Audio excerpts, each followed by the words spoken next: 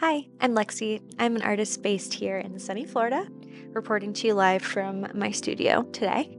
My work is a combination of a bunch of different types of mediums. I work with illustration, screen printing, sewing, and more recently, really enjoying quilting and appliqué. And today I just wanted to give you an overview of how I created my most recent collection, which is a series of 20 limited edition wall hangings that are meant to hold your daily tarot, oracle, or affirmation card. To give a little background, in January, I left my marketing job to be a full-time artist. So I've been working on developing my products and figuring out what I want to make, what I like to make, how I like to make, and this collection is the first thing I've launched as a full-time artist. This project grew out of my own oracle and tarot reading practice, and it went from being something pretty personal to me to being something that I wanted to provide as a tool for others. And I'm really excited to see how it fits into other people's practices as more people begin to collect them and hang them and use them. Let's get into it.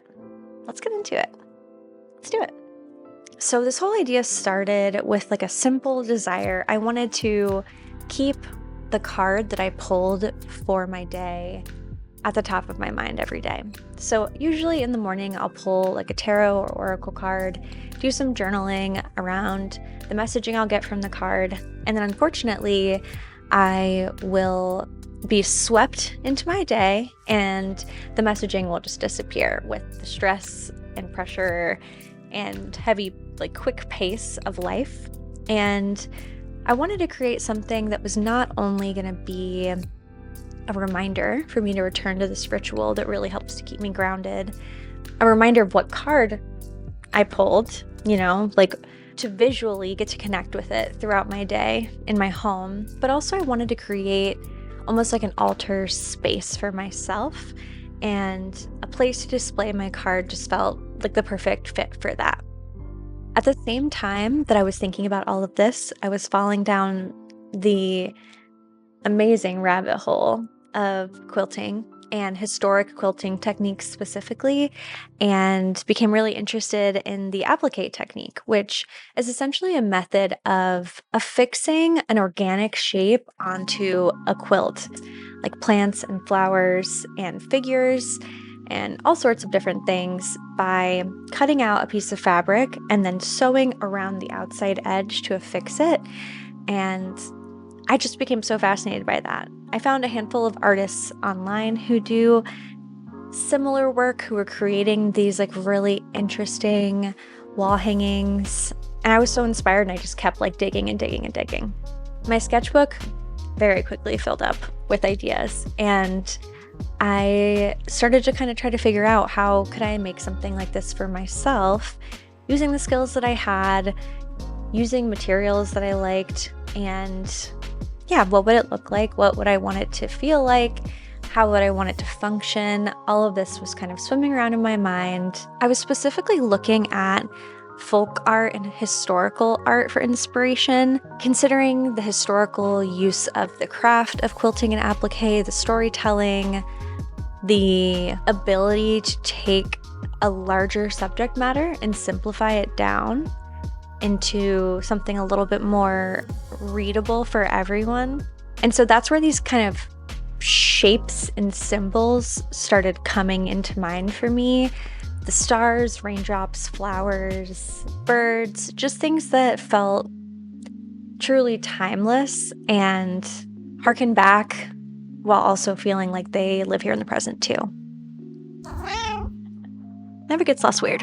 Part 2, the early versions.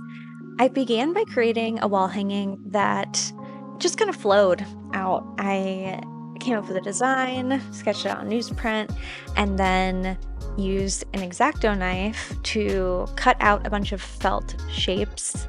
And it was chaotic, to be honest. I was cutting the shapes out by hand, so it was a little tricky to get the accuracy that I wanted.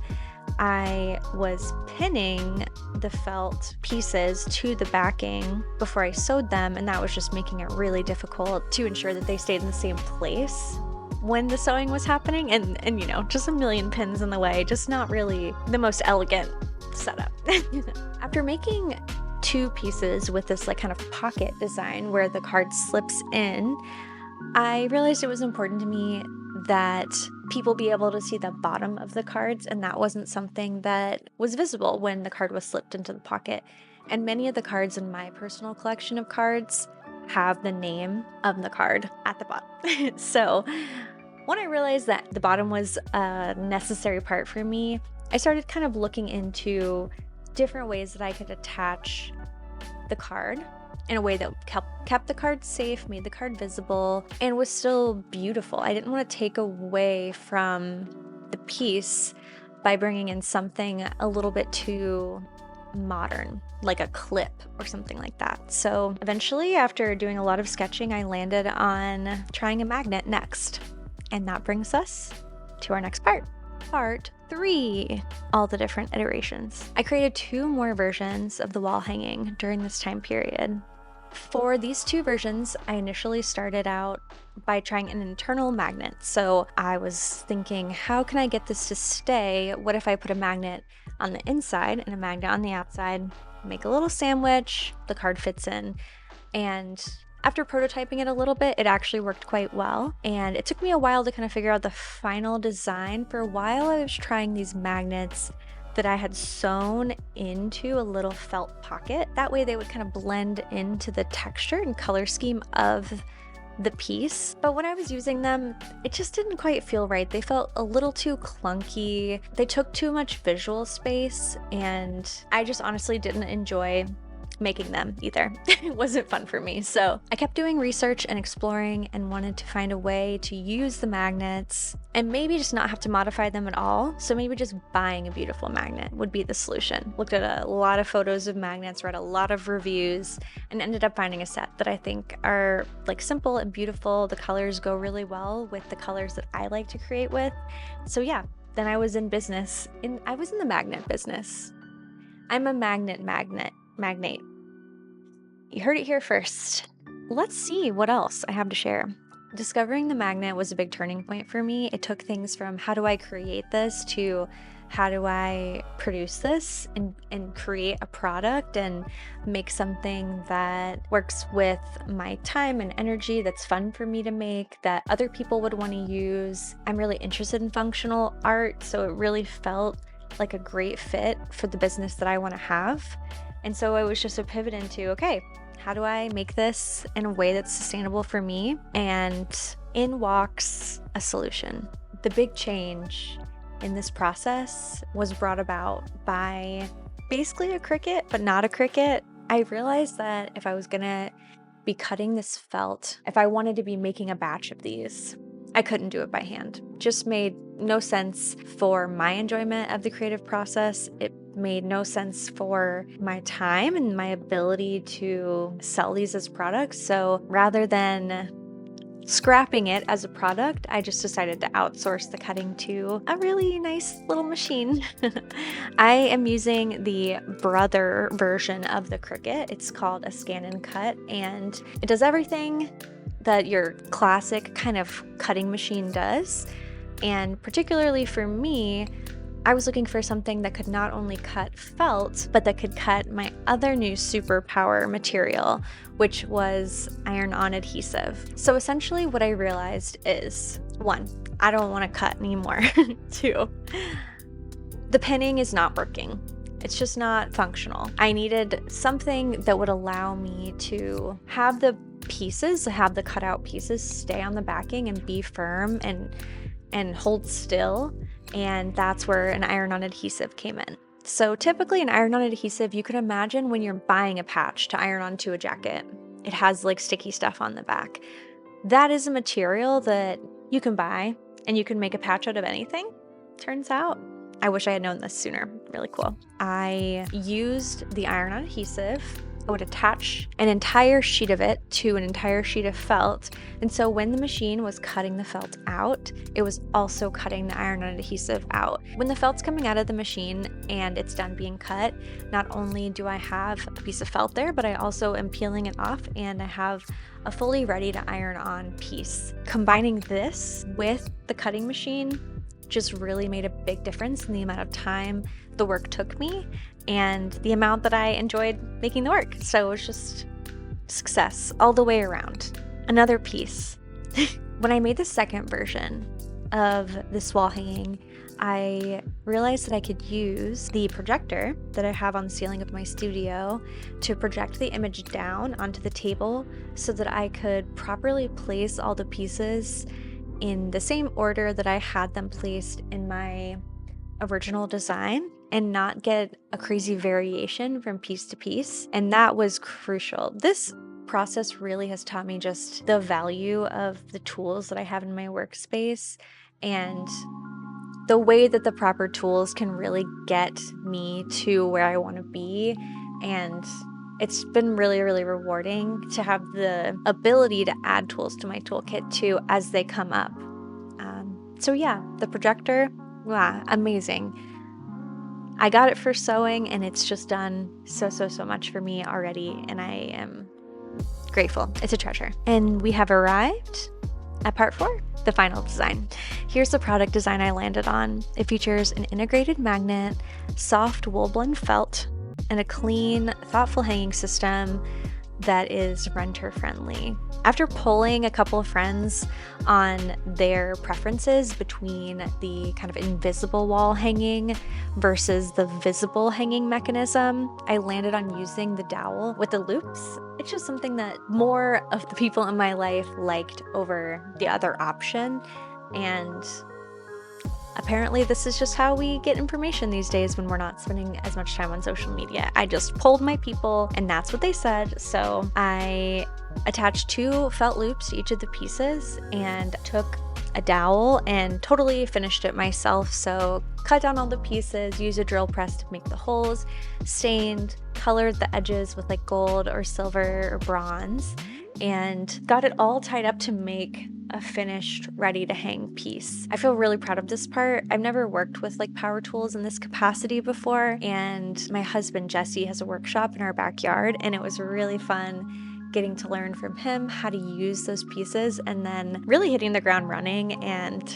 making what I wanted to make using the tools. This is a tool heavy process, I'm realizing, because we haven't even talked about the fact that I used a sewing machine and a serger. Let's list the tools now.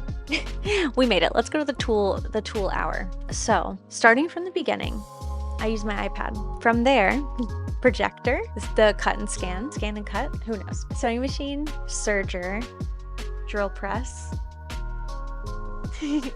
a saw, at table saw, basically 7. My laptop is a tool, I guess, technically. Anyway, 8-ish.